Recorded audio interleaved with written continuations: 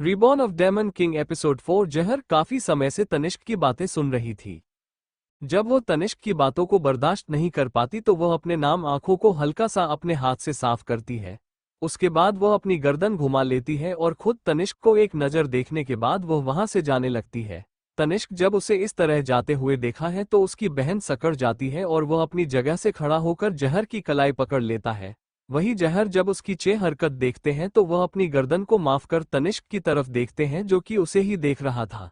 तनिष्क उनसे पूछता है कि जहर सिंघानिया, क्या अब तुम सच में जा रही हो?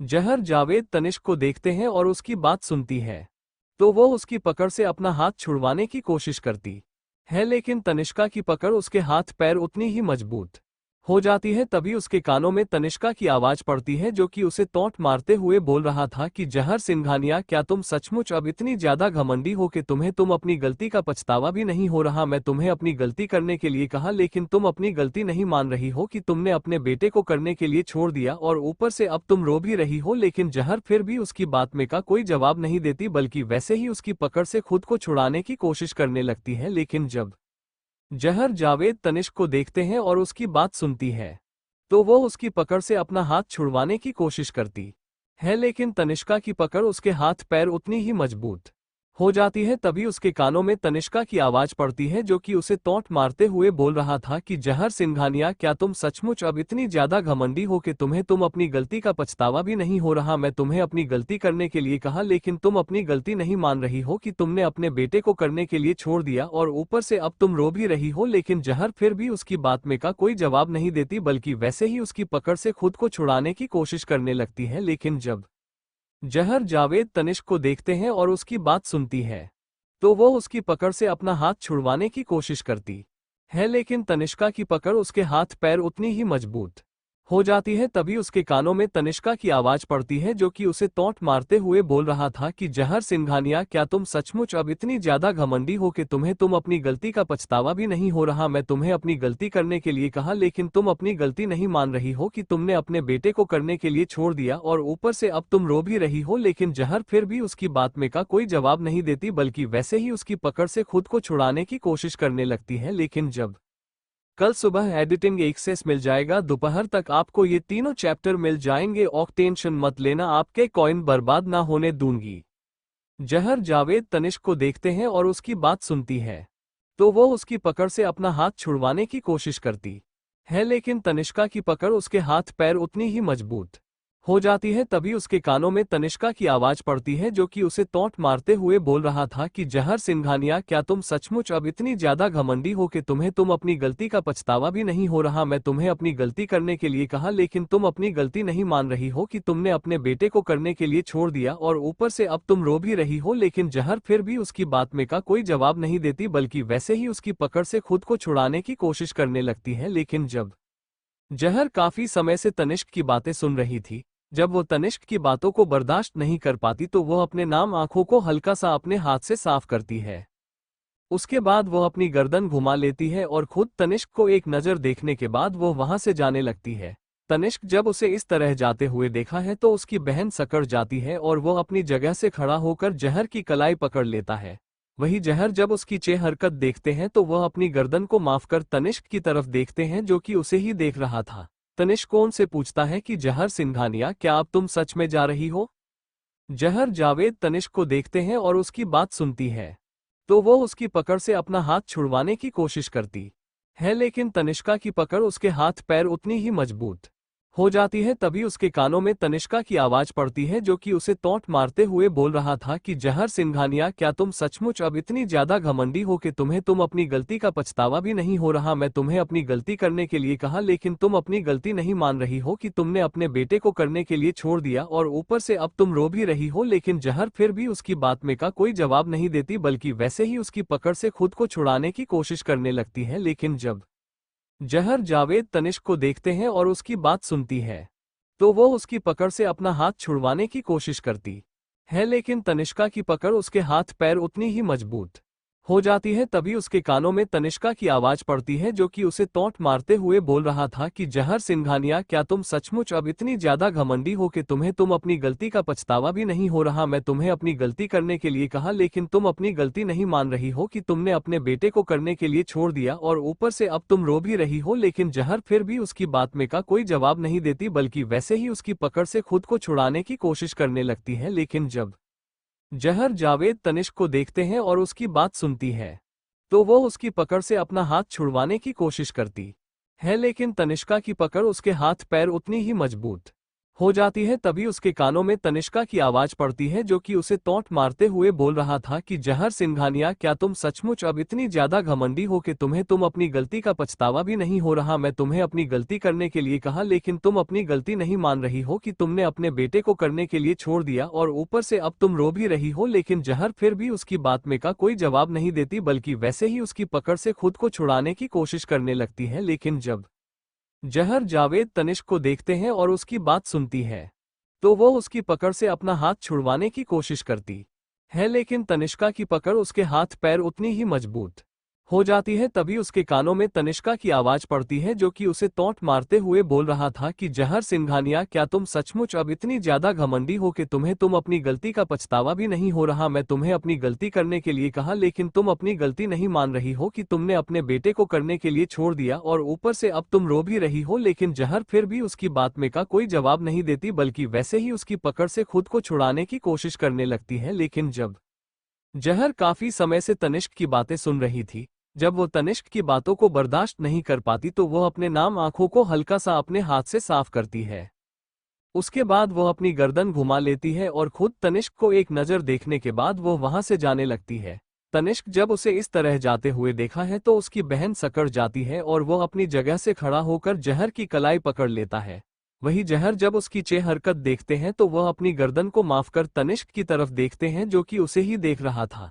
तनिष्क उनसे पूछता है कि जहर सिंघानिया, क्या अब तुम सच में जा रही हो? जहर जावेद तनिष्क को देखते हैं और उसकी बात सुनती है तो वो उसकी पकड़ से अपना हाथ छुड़वाने की कोशिश करती है, लेकिन तनिष्का की पकड़ उसके हाथ पैर उतनी ही मजबूत हो जाती है। तभी उसके कानों में तनिष्का की आवाज पड़ती है जो कि उसे तौंट मारते हुए बोल रहा था कि जहर सिंघानिया, क्या तुम सचमुच अब इतनी ज्यादा घमंडी हो कि तुम अपनी गलती का पछतावा भी नहीं हो रहा। मैं तुम्हें अपनी गलती करने के लिए कहा लेकिन तुम अपनी गलती नहीं मान रही हो कि तुमने अपने बेटे को करने के लिए छोड़ दिया और ऊपर से अब तुम रो भी रही हो। लेकिन जहर फिर भी उसकी बात में का कोई जवाब नहीं देती बल्कि वैसे ही उसकी पकड़ से खुद को छुड़ाने की कोशिश करने लगती है। लेकिन जब जहर जावेद तनिष्क को देखते हैं और उसकी बात सुनती है तो वो उसकी पकड़ से अपना हाथ छुड़वाने की कोशिश करती है, लेकिन तनिष्का की पकड़ उसके हाथ पैर उतनी ही मजबूत हो जाती है। तभी उसके कानों में तनिष्का की आवाज पड़ती है जो कि उसे तौंट मारते हुए बोल रहा था कि जहर सिंघानिया, क्या तुम सचमुच अब इतनी ज्यादा घमंडी हो कि तुम अपनी गलती का पछतावा भी नहीं हो रहा। मैं तुम्हें अपनी गलती करने के लिए कहा लेकिन तुम अपनी गलती नहीं मान रही हो कि तुमने अपने बेटे को करने के लिए छोड़ दिया और ऊपर से अब तुम रो भी रही हो। लेकिन जहर फिर भी उसकी बात में का कोई जवाब नहीं देती बल्कि वैसे ही उसकी पकड़ से खुद को छुड़ाने की कोशिश करने लगती है। लेकिन जब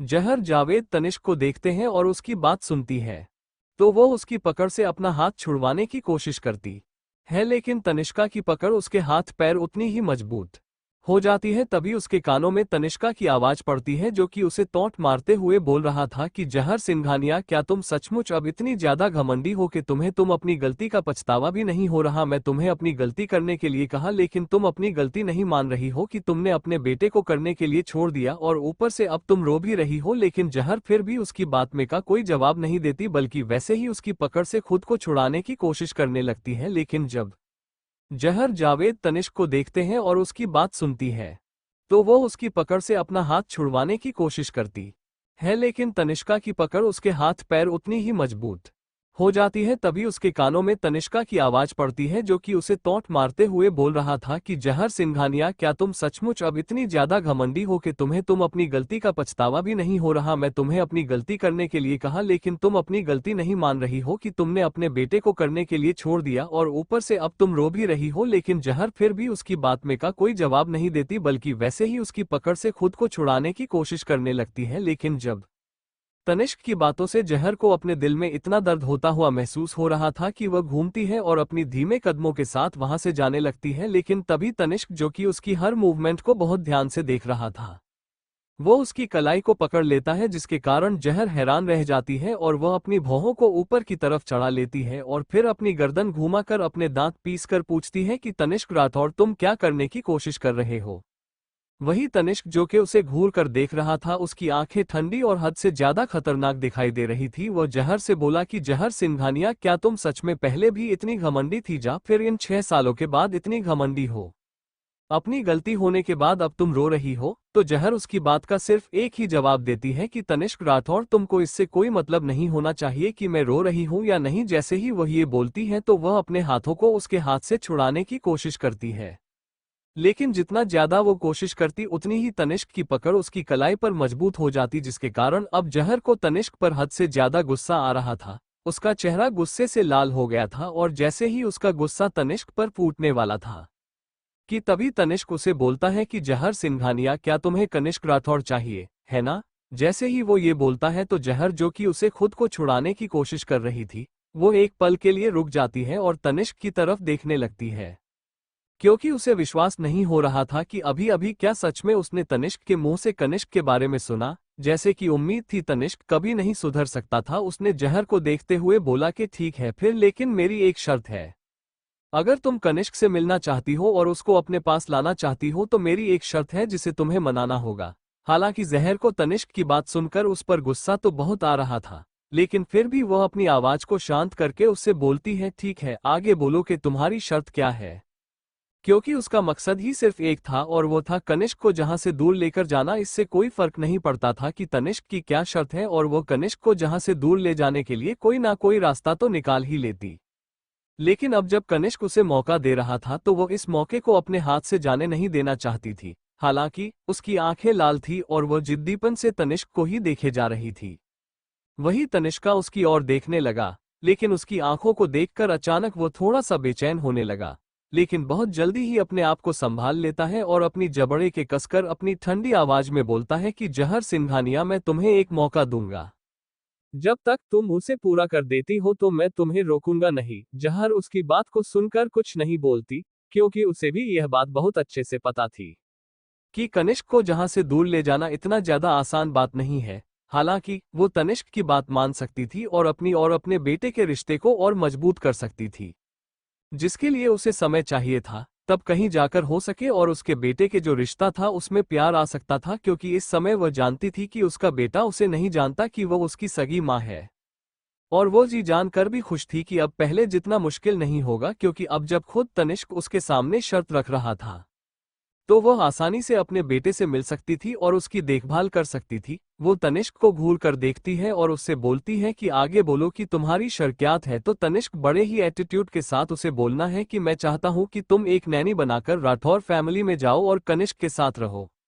अगर तुम कनिष्क के साथ 1 महीना बिता पाती हो और कनिष्क तुम्हें 1 महीने के अंदर अंदर तुम्हारी जब से नहीं निकलता तो तुम जीत सकती हो। जहर जैसे ही उसकी बात सुनती है तो वो बहुत ज्यादा खुश हो जाती है और फिर बोलती है कि बस इतना ही, ये तो मैं आसानी से कर लूंगी। तनिष्क राठौर उसे इतना खुश होते हुए देखकर उसकी खुशी पर पानी फेरते हुए बोलता है कि जहर सिंघानिया, क्या तुमको लगता है कि ये इतना आसान है। जैसे ही जहर उसकी बात सुनती है तो वह अपनी आंखें सिकोड़कर उसे देखने लगती है। वह तो ये सुनकर ही खुश हो गई थी कि वह अपने बेटे के साथ 1 महीने तक रह सकती है, लेकिन फिर भी उसे पता नहीं क्यों तनिष्क की बातों पर शक हो रहा था कि कुछ ना कुछ तो गड़बड़ है। तभी तनिष्क अपने होठों पर खतरनाक मुस्कान लाते हुए उसे बोलता है कि जहर सिंघानिया, मैं तुमको एक बात बता देता हूं कि तुम्हारा बेटा इतना सीधा नहीं है कि तुम जाओगी और उसके साथ अपने रिश्ते को मजबूत कर लेगी, क्योंकि तुम्हारा वह बेटा एक दिन के बाद नैनी को बदल देता है, और अगर उसे वह नैनी पसंद नहीं तो वह उसे 5 मिनट भी अपने पास नहीं रहने देता। और इन समय के दौरान अगर उसके साथ कोई नैनी रही थी तो वह भी सिर्फ और सिर्फ 3 दिनों तक ही टिक पाई थी।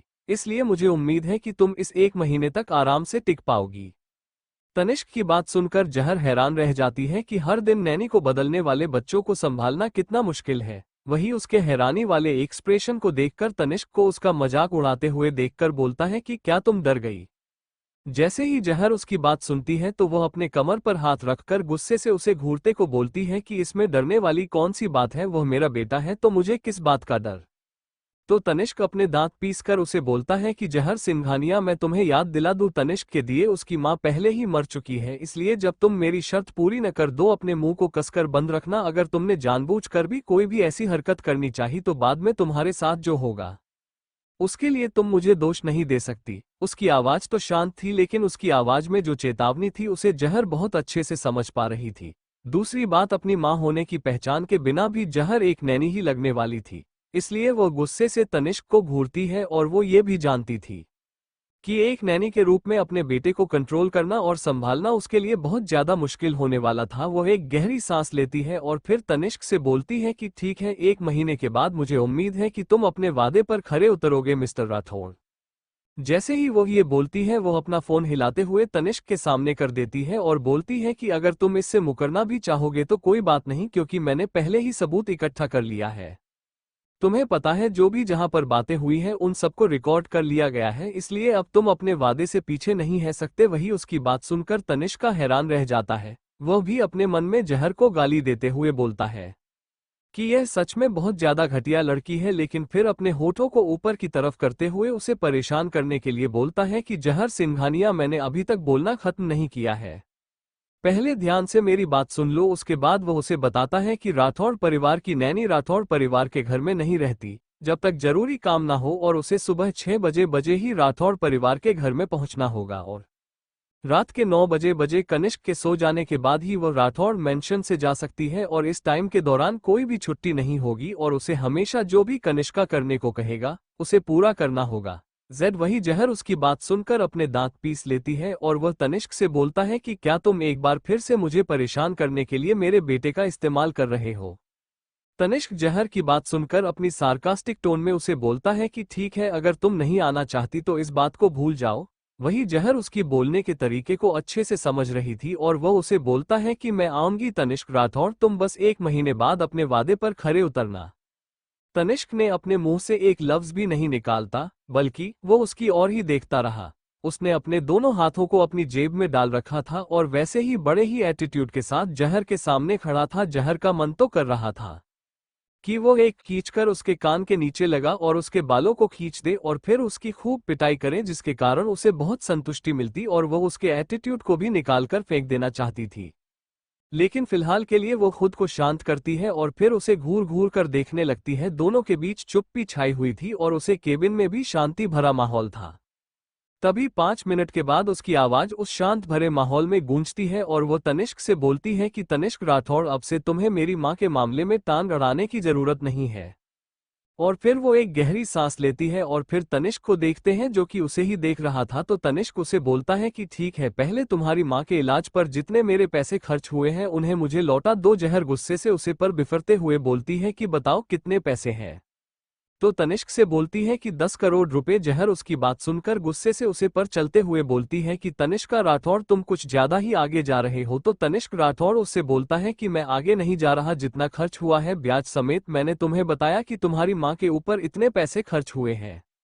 जहर उसकी बात सुनकर गहरी सांस लेती है। उसके लिए 10 करोड़ को मामूली रकम ही थी, वो तनिष्का को लौट सकती थी, लेकिन वह ऐसा करना नहीं चाहती थी क्योंकि वह अपने पैसों को तनिष्क जैसे गंदे हाथों में नहीं देना चाहती थी, और वह अपनी मां को तनिष्क के जाल से बाहर निकालने के लिए कोई और रास्ता भी खोल सकती थी। इसलिए वह अपने दिमाग में सोचती है कि अभी मन की सेफ्टी के लिए वो अपनी मां को तनिष्क के अंदर ही रहने देती है, क्योंकि उसे पता था कि उसकी मां के पास कुछ ऐसा है जिसके पीछे पूरा सिंघानिया परिवार पड़ा हुआ है। अगर उन लोगों को जरा सा भी पता चला कि तनिष्क ने उसकी मां पर से ध्यान देना हटा दिया और अब उसकी मां जहर के पास है, तो वो जहर को परेशान करने के लिए उसके पास आ जाते और जहर अपने जिस काम के लिए जहां आई थी उसे काम को भी ध्यान से ना कर पाती, और वह अपनी मां के साथ भी कुछ भी गलत नहीं होने देना चाहते थे। वो तनिष्क को बोलती है कि ठीक है, अगर तुम मुझे मेरी मां की धमकी देखकर मुझे कंट्रोल करना चाहते हो तो भूल जाओ, क्योंकि तुम ऐसा कभी नहीं कर पाओगे।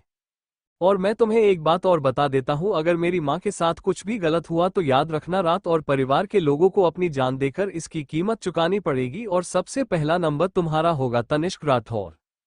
उसके बाद वो तनिष्क को एक नज़र घूर कर देखती है और फिर बिना कुछ बोले वो पीछे मुड़ती है और तेजी से उसके कैबिन से बाहर चली जाती है और वही तनिष्क अपनी आंखें छोटी करके उसे उसकी जाती हुई परछाई को देखता रहता है। अचानक से उसके चेहरे के भाव बदल जाते हैं।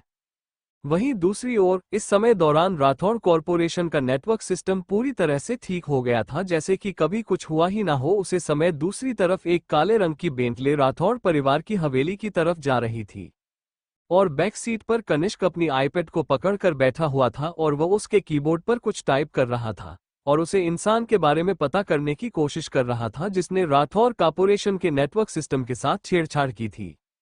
कनिष्क इस समय अफ्रीका की बैक सीट पर बैठा हुआ था और अपनी आईपैड पर तेजी से कुछ टाइप कर रहा था। उसके चेहरे के भाव इस समय बहुत ज्यादा कठोर थे और वह अपनी आईपैड को घूर घूर कर देख रहा था। तभी वह किसी को एक मैसेज भेजता है और उसमें पूछता है कि तुम कौन हो और राठौर कॉरपोरेशन के सिस्टम को तुम हक क्यों कर रहे हो? आखिर क्या चाहते हो तुम? हम मुझे तो सामने वाला इंसान जाता है कि मैं तुमसे मिलना चाहता हूं। मैं तुम्हारी जिंदगी का एक खास है इंसान हूं। जैसे ही कनिष्क के पड़ता है तो उसके चेहरे के भाव और भी ज्यादा कठोर हो जाते हैं और वह बोलता है कि नहीं, मैं तुमसे नहीं मिलना चाहता। वहीं दूसरी तरफ त्रिशा और चाहत, जो कि कनिष्क को आज अपने से मिलने के लिए मजबूर कर रहे थे, वो दोनों ही थे जो तनिष्क से बात कर रहे थे। जब चाहत ये देखी है कि उसका भाई उन दोनों से नहीं मिलना चाहता तो उसके चेहरे पर रन जैसे भाव आ जाते हैं और उसकी आंखें नम हो जाती है। त्रिशा अपनी बहन को रोते हुए नहीं देख सकता था, इसलिए वो जल्दी से उसकी गाल पर चुटकी काटते हुए बोलता है कि क्यों रो रही हो मेरी छोटी चुहिया, कुछ नहीं हुआ है, हम बड़े भाई को अपने पास लाकर ही रहेंगे। जैसे ही बजे बोलता है तो चाहत होती है भाई, लेकिन भाई तो हमसे मिलना तक नहीं जाते तो वह हमारे पास कैसे आएंगे? तो त्रिशा मुस्कुराते हो बोलता है कि अपना ऐसे मत बनाओ, मेरे पास और भी रास्ते हैं। उसके बाद वो जल्दी से स्क्रीन पर तेजी से कुछ टाइप करने जाता है कि mom is the best in the world. Kanishk जैसे ही अपनी स्क्रीन पर शो हो रही इस लाइन को देखा है तो उसके हाथ रुक जाती है और उसके चेहरे के भाव भी बदल जाते हैं और उसे की आंखें उसे लाइन पर ही टिकी हुई थी। वही त्रिशा कुछ नहीं करता बोल के उसके बिना जवाब जाने ही अपने लैपटॉप को बंद करता है और फिर चाहत का हाथ पकड़कर उसे वहां से ले जाते कोई बोलता है कि अब उनका जो भी डिसीजन होगा हमें पता चल जाएगा, इसलिए अब तुम जहां से चलो। और फिर वो उसे ले जाकर डाइनिंग टेबल पर बैठा देता है और फिर दोनों भाई बहन डिनर करते हैं और उसके बाद त्रिशा चट के चेहरे को टिश्यू पेपर से अच्छे से साफ करने के बाद उसे उसके रूम में ले जाकर सुला देता है और खुद वहीं बैठकर अपनी कुछ किताबें पढ़ने लग जाता है। वहीं दूसरी ओर जहर, जो कि कब से तनिष्क की कंपनी से बाहर आ गई थी और वह बाहर खड़ी होकर ही चक्कर काट रही थी, क्योंकि इस समय वह घर नहीं जाना चाहती थी। उसका दिमाग बहुत ज्यादा सख्ता हुआ था और फिर वह डिसाइड करती है कि क्यों ना वह सिंह के मेंशन चली जाए, क्योंकि कल रात को उसके पास सिंघानिया परिवार की तरफ से भी उसके पापा की कॉल आई थी, जो कि उससे धमकी दे रहे थे कि अगर तुमने हम लोगों को अपनी मां का वह फॉर्मूला नहीं दिया जिसे को छुपाकर उन लोगों ने लौटकर में रखा हुआ है, तो तुम्हारी एक ऐसी चीज है हमारे पास जिसको को तुम हमेशा हमेशा के लिए खो दोगी। तब जहर को गुस्सा तो बहुत आया था, लेकिन फिर भी वह मजबूर थी उन लोगों की बात करने के लिए, इसलिए वह कॉल काट देती है और अब वह सिंघानिया मेंशन में जाकर देखना चाहती थी कि आखिर उन लोगों के दिमाग में चल क्या रहा है। इसलिए वह अपने लिए एक टैक्सी मंगवाती है और फिर उसमें बैठकर सिंघानिया मेंशन के लिए निकल जाती है। एंगेजमेंट के दौरान जो भी हुआ था उसके बाद अब उसका जहां जाने का बिल्कुल भी मन नहीं था और उसके दिल में नफरत सी दोबारा से उम्र रही थी, लेकिन फिर भी वह बिना किसी हिचकी चाहत के तेजी से सिंघानिया मिलकर अंदर चली जाती है और वह हाल में जाकर घूर घूर कर उससे बिल को देखने लगती है, जहां पर उसने अपनी सौतेली बहन की सगाई को बर्बाद कर दिया था और उसे की जिंदगी को नर्क बना दिया था और उससे बजाज परिवार की बहू बनने का ख्वाब भी छीन लिया था। और जहां तक कि उसकी जो चापलूसी करने वाली दोस्त थी वह भी उससे दूर हो गई थी, क्योंकि उन्हें डर था कि अगर वह उससे दूर नहीं हुई तो वह लोग भी उसकी किसी चाल का शिकार हो सकते हैं और वह कभी भी ऐसी इंसान के साथ। उसकी सौतेली बहन उससे बेहद नफरत करती थी। जब मीरा, जो कि अपने रूम में थी, उसके कानों में शोर शराबी की आवाज पड़ती है तो वह जल्दी से नीचे आती है, क्योंकि उसे पहले से ही पता था कि आज जहर वापस आने वाली है। इसलिए जब वह अब नीचे आती है तो उसके चेहरे पर थकावट साफ महसूस हो रही थी और वह पहले से बहुत ज्यादा कमजोर हो गई थी। वह इस बार जहर को पूरी तरह से बर्बाद कर देना चाहती थी। जब जहर उसे नीचे आते हुए देखते हैं कि वह उसकी ओर दौड़ रही है और उसे पर जब्त करने वाली है तो बोले उसे दूर धकेल देती है और वह इसके लिए तैयार नहीं थी और नीचे गिर जाती है। तभी बहुत जल्दी से उठती है और वही डाइनिंग टेबल पर रखे हुए फलों की टोकरी में फलों का चाकू उठा लेती है और उसको लेकर एक बार फिर से जहर के चेहरे पर वार करने लगती है, लेकिन जहर को उसकी हरकत देखकर पहले ही पता लग चुका था, इसलिए वह जल्दी से साइड में है जाती है, जिसके कारण मीरा उसे चाकू के साथ ही नीचे कर गिर जाती है और उसकी चीज निकल जाती है और वह गुस्से से दांत पीसकर जहर को देखते हुए बोलती है कि जहर, मैं तुम्हें छोड़ूंगी नहीं, आज मैं तुम्हें जान से मार डालूंगी। जहर जब उसकी बात सुनती है तो उसके चेहरे पर खतरनाक मुस्कान आ जाती है और वह अपनी ठंडी आवाज में बोलती है कि अपने आप को देखो जरा, तुम कहाँ हो और मैं कहाँ हूँ, और तुम मुझे अभी भी रखता है कि तुम मुझे परिवार कर सकती हो। तुम्हारी हालत एक भिखारी की तरह हो गई है, लेकिन तुम्हारी अकड़ नहीं गई। उसके बाद वह जल्दी से नीचे झुकती है और उसके हाथ से चाकू को छीन लेती है। वहीं उन दोनों के शोर शराबी की आवाज सुनकर सिंघानिया परिवार के बाकी लोग भी नीचे आ जाते हैं और जब सामने का नजारा देखते हैं तो गुस्से से जहर की तरफ बढ़ते हैं। धीरज सिंघानिया और उनकी दूसरी बीवी जिनका नाम था श्रेया सिंघानिया जब दोनों नीचे आते हैं तो सामने का नजारा देखकर उनके चेहरे के भाव बदल जाते हैं और घर घर कर वो दोनों जहर को देखने लगते हैं। धीरज सिंघानिया जहर को देखकर ही अपने चेहरे पर गुस्सा ले आते हैं और वह अपने कदम उसी की तरफ बढ़ा देते हैं और फिर वह गुस्से से उसके पास जाकर चिल्लाकर बोलते हैं कि जहर सिंघानिया, क्या तुम किसी को मारने की कोशिश कर रही हो? क्या तुम्हें जरा सी भी शर्म नहीं है? तुम अपने ही हाथों से अपनी छोटी बहन को जान से मारने की कोशिश कर रही हो। क्या तुम्हें डर नहीं कि अगर मैं पुलिस को कॉल कर दिया तो वह तुम्हारे साथ क्या करेंगे? अभी के अभी अपनी बहन से दूर हो जाओ। वही जहर जब धीरज सिंघानिया की बात सुनती है तो वो उसे पर चिल्लाते हुए बोलती है कि मिस्टर धीरज सिंघानिया, जब बंद संभाल कर बात कीजिए, और रही बात आपकी इस बेटी की तो अच्छा होगा कि अपने कंट्रोल में रखिए, क्योंकि आगे से यह मेरे साथ होगी तो मैसेज छोड़ूंगी नहीं। इस बार तो मैं इसे जान से नहीं मारा, लेकिन अगर अगली बार इसने मेरे साथ कोई भी छेड़खानी करने की कोशिश की, जा मुझे पर हाथ उठाने की कोशिश की, तो याद रखेगा आपको आपकी बेटी की अस्थियां तक नहीं मिलेगी। उसके बाद वो घूर घूर कर मीरा को देखने लगती है। मीरा तो इतना ज्यादा डर गई थी कि उसकी बॉडी तक काम रही थी, उसकी आंखों में जहर का डर साफ दिखाई दे रहा था। उसने यह बात कभी भी उम्मीद नहीं की थी कि जहर जब वापस लौट कर आएगी तो वह इतनी ज्यादा ताकतवर और निर्दय औरत बनाकर वापस आएगी। पहले की जहर अब की जहर से बहुत अलग थी। पहले की जहर को वो जब चाहे तब धमक सकती थी और उसे मार पीट सकती थी, लेकिन इस समय जो उसके सामने जहर थी, उड़ा ही तो बहुत से धमक सकती थी और ना ही वो उसे मार पीट सकती थी। वही जहर की सौतेली मां श्रेया सिंघानिया जल्दी से एक नौकरानी को बुलाती है और उसे मीरा को ऊपर ले जाने को बोलता है। मीरा के जाने के बाद धीरज अपनी जहर को घूर घूर कर देखने लग जाते हैं और वह गुस्से से जहर को बोलते हैं कि तुम्हें तो मैं छोड़ूंगा नहीं, आज एक अच्छा सबक सिखा कर रहूंगा। लेकिन इससे पहले कि वह अपने कदम आगे बढ़ता, तभी जहर अपनी खतरनाक आवाज में उसे पूछता है कि धीरज सिंघानिया, मेरा समय बर्बाद करने की कोशिश भी मत करना, क्योंकि मेरा समय मेरे लिए बहुत ज्यादा कीमती है। इसलिए अच्छा होगा कि तुम मुझे बता दो कि मेरी दादी को तुमने कहाँ पर रखा हुआ है। और वह घूर घूर कर अपने सामने इस बेशर्म कपल को देखने लगती है। धीरज सिंघानिया जब अपनी बेटी के मुंह से खुद का नाम सुनते हैं तो उन्हें बहुत ज्यादा गुस्सा आता है और वो उसे पर गुस्से से बढ़ते हुए बोलते हैं कि जहर सिंघानिया, अच्छा होगा कि तुम अपनी जुबान को थोड़ा सा मीठा करो। मैं कोई धीरज सिंघानिया नहीं हूं, तुम्हारे लिए तुम्हारा बाप हूं। इसलिए अच्छा होगा कि तुम मुझे एक बाप की हैसियत से ही पुकारो, ना कि मेरा नाम लेकर पुकारो। तो जहर गुस्से से उसे घूरती है और फिर वो बोलती है कि मैं सॉरी मिस्टर धीरज सिंघानिया, लेकिन मेरा आप मेरे जन्म लेते ही मर चुका था। उसके बाद मेरे पास सिर्फ मेरी माँ थी और वह अपनी दोनों बड़ों को क्रॉस करके खड़ी हो जाती है और अपनी खतरनाक नजरों से अपने सामने उन दो लोगों को नफरत भरी निगाहों से घूमने लगती है। वही श्रेया, जो कि अपने पति को गुस्से से जहर की तरफ जाते हुए देख रही थी, वो जल्दी से उसकी कलाई को पकड़ लेती है और फिर अपनी धीमी आवाज में उसे बोलता है कि धीरज जी, आप क्या कर रहे हैं? जहर अब वापस आ गई है और वह अब हमारे साथ ही रहेगी। जैसा तुम बोलोगे वह वैसा ही करेगी, इसलिए इतना गुस्सा मत करो। गुस्सा तुम्हारी हेल्थ के लिए अच्छा नहीं है।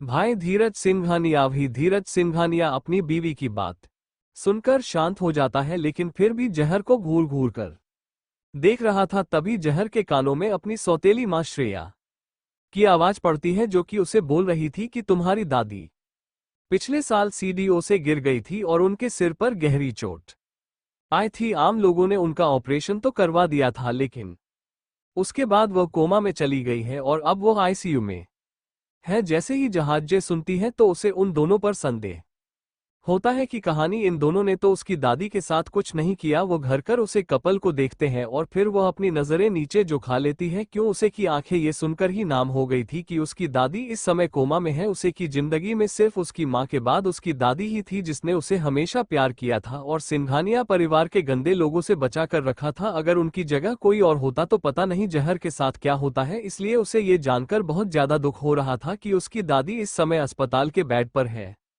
जब जहर को अपनी दादी के बारे में पता चलता है तो उसके दिल में बहुत ज्यादा दर्द होता है। वह गुस्से से घूर घूर कर धीरज सिंघानिया को देख रही थी। तभी धीरज सिंघानिया मक्कारी हंसी हंसते हुए उसे बोलते हैं कि अब जब तुम्हें सिंघानिया परिवार के हालात के बारे में पता चल ही चुका है तो तुम भी यह बात अच्छे से जानती हो कि हमारे पास इतना पैसा नहीं है कि हम माँ को हर रोज आईसीयू में रख सके और उनका खर्चा उठा सके।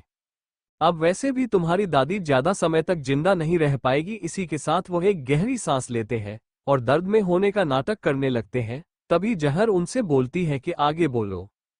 वहीं उसे की बात सुनकर श्रेया सिंघानिया के चेहरे के भाव भी बदल जाते हैं। हालांकि जहर साफ देख सकती थी कि उस बेशर्म कपल के चेहरे पर पछतावे का कोई भी भाव दिखाई नहीं दे रहा। वो सिर्फ और सिर्फ उसके सामने नाटक कर रहे थे। उनके इस नाटक को जहर बर्दाश्त नहीं कर पा रही थी, इसलिए उसने अपनी मुट्ठियों को कसकर बंद किया हुआ था और वह गुस्से से धीरज सिंघानिया को घूरते हुए पूछती है कि सीधे सीधे मुद्दे पर आओ कि आप मुझसे क्या चाहते हैं।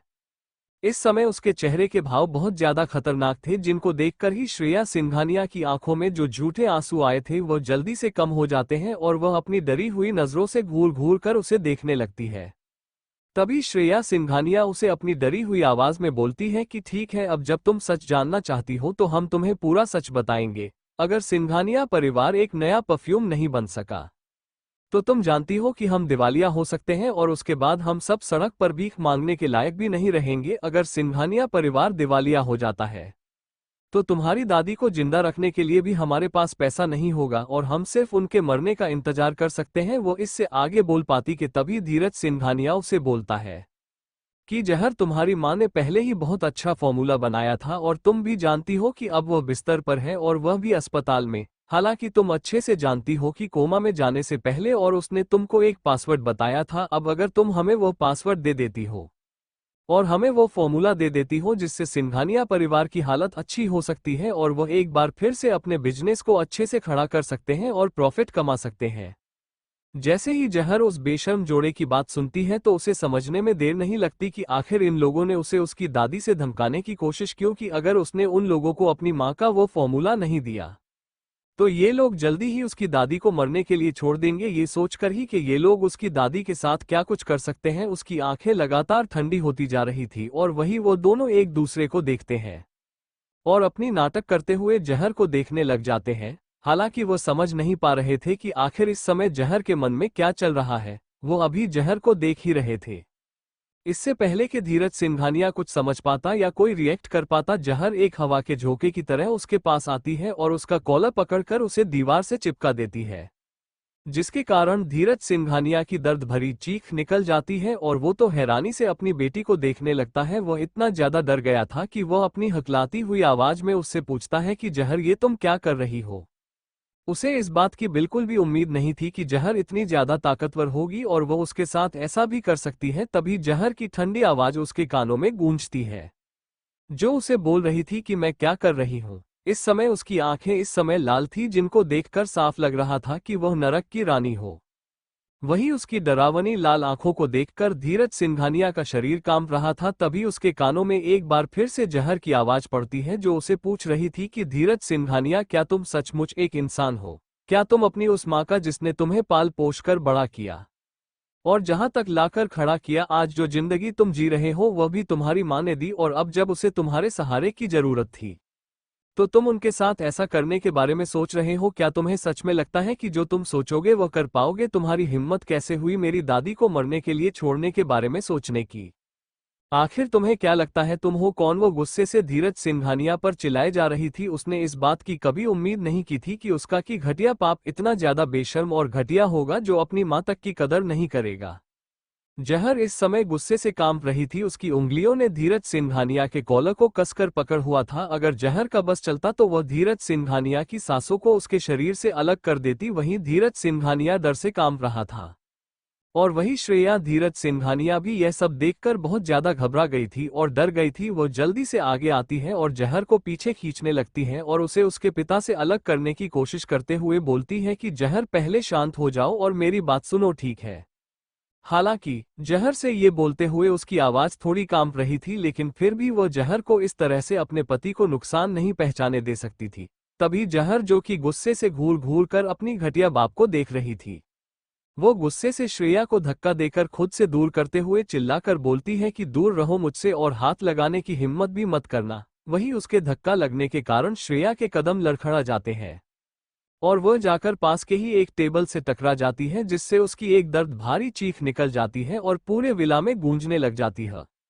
तभी धीरज सिंघानिया, जो कब से डर रहा था, वह जब अपनी प्यारी बीवी को चोट लगते हुए देखता है तो वह अपने डर को एक तरफ करते हुए जहर से गुस्से से चिल्लाकर बोलता है कि जहर, यह क्या हरकत कर रही हो तुम? मैं तुम्हारा पिता हूं और वह तुम्हारी माँ है, चाहे दूसरी माँ ही क्यों ना हो, तो मैं इस तरह से हमारे साथ नहीं करना चाहिए। आखिरकार हम तुम्हारा परिवार है। वहीं उसके इस तरह चिल्लाने से जहर को कोई फर्क नहीं पड़ता, बल्कि वो तो अपनी खूनी आंखों से घूर घूर कर अपने घटिया बाप को देख रही थी। तभी उसके कानों में धीरज सिंघानिया की आवाज पड़ती है कि बोल रहे थे, जहर पहले मुझे छोड़ो, हम जो भी बात करनी है शांति से भी कर सकते हैं। और जब जहर उसकी बात सुनती है तो वह उसे छोड़ते हुए बोलती है कि ठीक है, मैं तुम्हें समझाने का एक मौका दूंगी। उसकी आवाज ठंडी थी और जैसे ही उसने ये बोला तो वह अपनी पकड़ अपने पापा के कॉलर से ढीली कर देती है। वही पकड़ ढीली होने के कारण धीरज सिंघानिया फर्श पर गिर जाते हैं। उसके चेहरे पर डर साफ दिखाई दे रहा था, उसके बाल बिखरे हुए थे और कपड़े भी अस्त व्यस्त होकर थे, लेकिन फिर भी वह उठने की कोशिश करता है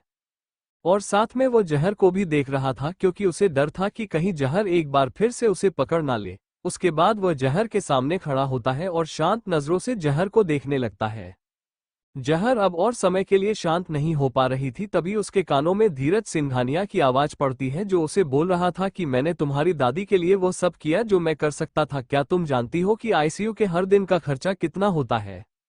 जब वो अस्पताल में थी तो सिंघानिया परिवार ही उनके इलाज के लिए भुगतान करता था। ये तुम्हारे लिए कहना आसान है। क्या तुम्हें लगता है कि मैं तेरी दादी को बचाना नहीं चाहता? मैं उन्हें बचाना चाहता हूं, लेकिन मेरे पास इतने पैसे नहीं हैं, क्योंकि मैं पहले ही दिवालिया होता जा रहा हूं। और अगर तुमने पहले ही हमें अपनी मां के फॉर्मूले का वो पासवर्ड दे दिया होता और हम एक नया परफ्यूम लॉन्च कर पाते, जिसके कारण आज हमारी हालत कुछ हो और होते। ये कहते हुए वो जल्दी से गुस्से से जहर को बोलते हैं और फिर अपनी उंगली उसकी तरफ पॉइंट करते हुए बोलते हैं कि मैं तो हमारी दादी को बचाना चाहता हूं। अगर तुम मुझे अपना पासवर्ड दे दो तो मैं उन्हें बचा सकता हूं, लेकिन अगर तुम्हारी दादी को कुछ भी होता है जहर सिंघानिया, तो उसके लिए सिर्फ और सिर्फ तुम दोषी होगी। आज तुम्हारी दादी का जो हाल है वो सिर्फ और सिर्फ तुम्हारे कारण है। वही जहर उसकी बेशर्म बड़ी बातों को ध्यान से सुन रही थी और जैसे ही वो ये सुनती है तो उसका चेहरा हद से ज्यादा बदसूरत हो जाता है और वो ज्यादा खतरनाक हो जाती है। वही धीरज सिंघानिया का ध्यान इस बात पर नहीं जाता कंट्रोल हो रहा था और वो सिर्फ बोले जा रहा था और बोलता है कि तो जहर में क्या तुम अभी भी आपको पासवर्ड हमें नहीं छोड़ पाओगे? जैसे हो उन्होंने यह बात बोली तो उन्हें लगा कि जहर अब मान जाएगी। तभी जयपुर बोलती है कि तुम्हारा कहने का क्या मतलब है? तो बहुत जहर को बताता है कि तुम्हारी दादी को बचाने के लिए सभी डॉक्टरों ने अपने हाथ ऊपर खड़े कर दिए हैं, क्योंकि उनके सिर में एक ट्यूमर है और उनकी सर्जरी अगर होती भी है तो सिर्फ और सिर्फ 5% ही उनके बचने के चांस है और सिर्फ एक ही इंसान है जो उन्हें बचा सकता है और वह है डॉक्टर ग्रेस। और हमारे पास इतने पैसे नहीं है कि हम डॉक्टर ग्रेस को ढूंढ सके या फिर उन्हें तुम्हारी दादी के ऑपरेशन के लिए बना सके। जहर हैरानी से अपने उसे बेशर्म पिता को देख रही थी, लेकिन वह ये भी जानती थी कि उसका बाप पाखंडी हो सकता है, लेकिन अभी जो हालात थे उनमें वह उसे झूठ तो नहीं बोल सकता। तभी उसके कानों में अपनी सौतेली मां श्रेया की आवाज पड़ती है, जो कि अपने माथे को पकड़कर फर्श पर बैठी हुई थी और वह रोते हुए उसे बोल रही थी कि जहर, इसलिए तुम्हारे पापा चाहते हैं कि तुम उसे पासवर्ड को हमें दे दो, क्योंकि वही पासवर्ड है जो कि हमारे परिवार को दिवालिया होने से बचा सकता है। और जब हमारे पास पैसा होगा तभी हम डॉक्टर ग्रेस को भी तुम्हारी दादी का इलाज करने के लिए मना सकते हैं। और तुम भी जानती हो कि डॉक्टर ग्रेस की फीस कितनी ज्यादा है, हम वो अफोर्ड नहीं कर सकते। तो जहर उन्हें घूर कर देखते हुए बोलती है कि आपका क्या मतलब है डॉक्टर ग्रेस से? और वो अपनी आंखों से सिकोड़कर अपनी सौतेली मां को देखने लगती है। उसकी बात को सुनकर श्रेया बोलती है कि यही एक रास्ता है तुम्हारी दादी को बचाने के लिए। वही जहर को उन लोगों पर गुस्सा तो आ रहा था, लेकिन फिर अगले ही पल वो शैतानों की तरह हंसने लगती है और वही दोनों पति पत्नी जहर को इतनी खतरनाक हंसी हंसते हुए देखकर एक दूसरे को देखते हैं उन्हें समझ नहीं आ रहा था कि जहर इस तरह से क्यों हंस रही है। उन लोगों की बात सुनकर जहर को अब अच्छे से पता चल चुका था कि अब उसे आगे क्या करना है, और वह ये भी जानती थी कि उसका बाप सिर्फ और सिर्फ उसके दादी के हॉस्पिटल होने का फायदा उठा रहे हैं। अगर अभी उन्होंने ऐसा ना किया होता तो शायद जहर उन्हें कभी भी वह पासवर्ड नहीं देती, लेकिन जहर अभी भी उन्हें वह पासवर्ड नहीं देने वाली थी। इसलिए वो एक नज़र उनको देखती है। तभी उसके पिता धीरज सिंघानिया उसे बोलते हैं, तो क्या तुम अब मुझे वो पासवर्ड देने वाली हो जिसके बाद हमारा बिजनेस अच्छा हो जाएगा और हम डॉक्टर ग्रेस को भी ढूंढ पाएंगे। वहीं उनकी बात सुनकर जहर उन दोनों को घूरते हुए बोलती है कि तुम दोनों डरपोक हो और ये मत सोचो कि मैं नहीं जानती कि तुम दोनों के मन में क्या चल रहा है। मैं तुम दोनों को वो पासवर्ड कभी नहीं दूंगी जिसे को तुम लोग लेकर एक परफ्यूम बनाने के बारे में सोच रहे हो। और रही बात मेरी दादी की, तो डॉक्टर ग्रेस पर अगर भरोसा करना अच्छी बात है तो मैं अपनी दादी के लिए डॉक्टर ग्रेस को भी जहां पर लेकर आऊंगी। वहीं धीरज सिंघानिया को इस बात की उम्मीद नहीं थी कि जहर इतनी ज्यादा होगी, तो वह जहर पर गुस्से से भड़कते हुए बोलती है कि जहर तुम इतनी ज्यादा घटिया क्यों हो। जहर ने वहां पर उनकी तरफ एक बार भी नहीं देखा और फिर वहां से मुड़ी और चली गई। उसके पास अब सिंघानिया मैंशन में रुकने के लिए और कोई कारण नहीं था। वही उसके जाने के बाद श्रेया के भाव बहुत ज्यादा चिंता भरे हो जाते हैं और वो अपने पति से नर्म आवाज में पूछती है कि क्या जहर इसके लिए मानेगी। तो वही धीरज सिंघानिया, जो कि गुस्से से जहर को जाते हुए घूर रहा था, अपनी पत्नी को देखकर वह बोलता है कि तुम्हें क्या लगता है जहर डॉक्टर ग्रेस तक पहुंच पाएगी? अरे डॉक्टर ग्रेस के पास अब तक राठौड़ परिवार नहीं पहुंच पाया तो जहर क्या पहुंच पाएगी? जहर का तो राठौड़ परिवार के सामने कोई अस्तित्व भी नहीं है, इसलिए वो कभी भी डॉक्टर ग्रेस को जहां तक नहीं ला पाएगी। वही सिंघानिया विला से निकलने के बाद जहार अपने असिस्टेंट टॉम को कॉल करती है। जैसे ही टॉम, जो कि इस समय आउट ऑफ कंट्री में अपनी लैब में कुछ एक्सपेरिमेंट कर रहा था, वो अपने फोन पर जहर की कॉल को देखता है तो वह हैरान रह जाता है और खुद से ही बोलता है कि ये बॉस मुझे क्यों कॉल कर रही है। उसके बाद वो कॉल पिक करते हुए और जहर से पूछता है कि डॉक्टर ग्रेस, क्या तुम इस समय छुट्टी पर नहीं हो? जो तुम अपनी छुट्टी के दौरान भी मुझे कॉल कर रही हो। तो जहर उसे असिस्टेंट को बोलती है कि निर्मला सिंघानिया नाम की एक मरीज इस समय सिटी हॉस्पिटल में एडमिट है और उनका ऑपरेशन करने के लिए और बाकी इंतजाम करने के लिए जल्द से जल्द इंडिया आओ। उनकी उम्र 78 साल है। फिलहाल वो आईसीयू में है और उनके सिर पर चोट आई हुई है। और अभी तक जो भी तुम्हें कुछ और इन्फॉर्मेशन मिले वो सभी मेरी ईमेल पर जल्द से जल्द भेजो। वही टॉम बिना किसी हिचकिचाहट के जल्दी से बोलता है कि जी बॉस। टॉम से बात करने के बाद कहीं जाकर जहर थोड़ा सा शांत होती है। उसके बाद वो वहां से अपने विला के लिए निकल जाती है। वो जब अपने विला पहुंचती है तो वह दूर से ही अपने घर को देखती है तो उसे के चेहरे पर मुस्कान आ जाती है और वह अपने 2 बच्चों के बारे में सोचकर खुश हो जाती है। और जैसे ही वो एंट्रेंस से होते हुए अपने में डोर को ओपन करती है तो तभी एक छोटी सी परछाई चाहत उसकी तरफ दौड़ती है और उसके पैरों को कसकर अपने गले लगा लेती है। और जहर अपनी बेटी को देखकर बहुत खुश होती है और उसे अपनी बाहों में उठा लेती है। तभी उसके कानों में चाहत की प्यारी सी आवाज पड़ती है जो कि उसे बोल रही थी, मॉम मैंने आपको बहुत बहुत बहुत ज्यादा मिस किया। और जैसे ही जहर उसकी बात सुनती है तो वो जोर जोर से हंसने लगती है और फिर उसकी गाल को चूम कर बोलती है कि माँ ने भी अपनी प्यारी सी बेटी को बहुत बहुत ज्यादा मिस किया। तभी चाहत के कानों में त्रिश की आवाज पड़ती है जो कि उसे बोल रहा था, चाहत तुम्हारा चॉकलेट मिल्क शेक तैयार है, आकर इसे पी लो। जैसे ही चाहत यह सुनती है तो वो खुश हो जाती है और फिर बाहर जल्दी से जहर की बाहों से उतरती है और वहां कर डाइनिंग एरिया में चली जाती है। वहीं जहर अभी भी शांति से अपनी जाती हुई बेटी को देख रही थी जब तक कि त्रिश उसके पास नहीं आता और वो उसे के पास आकर पूछता है कि माँ क्या हुआ, क्या आज ऑफिस में कुछ हुआ था? जैसे ही जहर ये सुनती है तो जहर घुरकर त्रिश को देखती है। इस समय ऑफिस में जो भी हुआ उसके बारे में सोचकर उसके चेहरे पर गुस्सा साफ देखा जा सकता था और वो जल्दी से त्रिशा से तनिष्का की शिकायत करने लग जाती है। Thank you for listening. मुझे उम्मीद है आपको ये स्टोरी पसंद आई होगी। अगर आपको पसंद आई है तो प्लीज लाइक और कमेंट करना ना भूलें और मोर स्टोरीज के लिए सब्सक्राइब करें। मिलते हैं नेक्स्ट वीडियो में।